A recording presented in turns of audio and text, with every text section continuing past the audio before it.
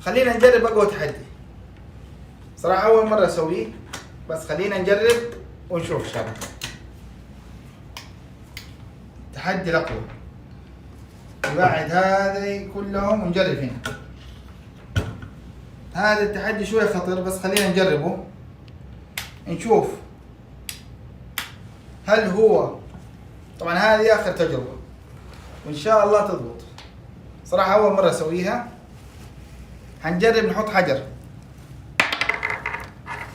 حجر وهل هي تطحن ولا لا. طبعا أنا أفضل ما نجربها نحن في البيت، بس بنجرب نختبر قوة المطحنة، وإذا في أي شيء بهارات قوية، حبوب تحتاج لها منتج قوي نجرب.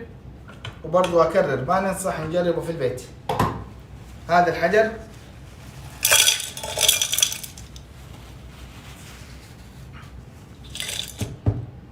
الحجر مجرد تجربة الشفرات فقط.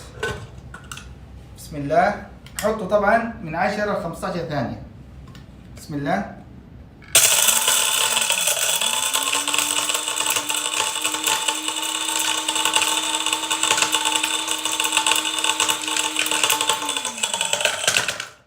اعتذر على الصوت جدا قوي، بس تجربة الشفرات. ما شاء الله تبارك الله. شايفين الدخان؟ نجرب هنا. هذا مجرد اختبار تجربة الشفرات وقوتها. ما شاء الله شايفين؟ من 10 ثواني تقريبا، 10 ل 15 ثانية، والشفرات زي ما هي.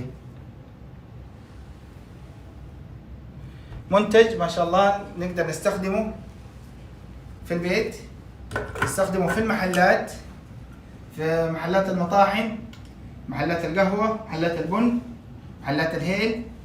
استخدام منزلي أو استخدام